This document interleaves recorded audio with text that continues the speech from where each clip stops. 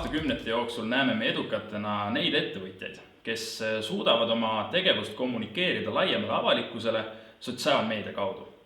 Persoonibränd kui selline on kuvand sellest, kes me oleme, mida me teeme ja kuidas me selle eesmärgini jõuda soovime.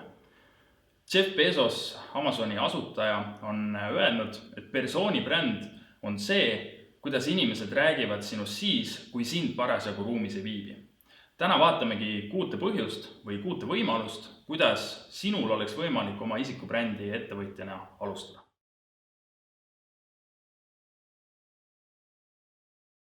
Isikubrändi olemasolu aitab luua usaldust avalikkuse silmis ja positsioneerida sind oma valdkonna eksperdina.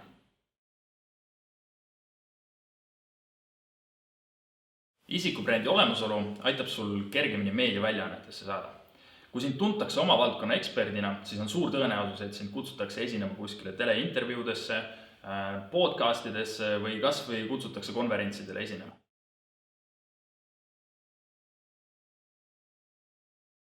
Inimesed teevad äri teiste inimestega. Kui sa lood oma isikubrändi, siis mõtle sellele, et see formaat, kuidas sa inimestega suhtled, näiteks natuke rohkem ka sinu iseloomu.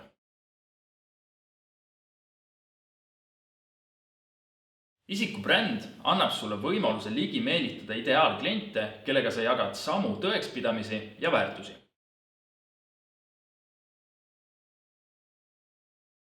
Tugev isikubränd aitab sulle õigustada premium hinna küsimist oma toodete või teenuste eest. Ilma selleta oleks sinu toode või teenus lihtsalt laiatarbekaup ning sinu ainus võimalus, kuidas teistest konkurentidest siis eristuda, oleks ainult hind.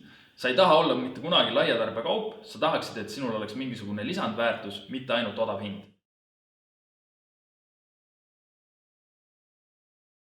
Sinu nimi on see, mida sinult kunagi ära ei võeta. See tähendab seda, et kui sa liigud ühest ettevõttest teise, tuleb ka sinu isikubränd sinuga kaasa ja sinu tõekspidamisi ja väärtusi hinnatakse ka siis. Rohkem infot isikuturunduse kohta leiad Moliveri Meedia turundusblogist. Jälgi meid ka teistes kanalites, et hoida end digiturunduses toimuvaga kursis.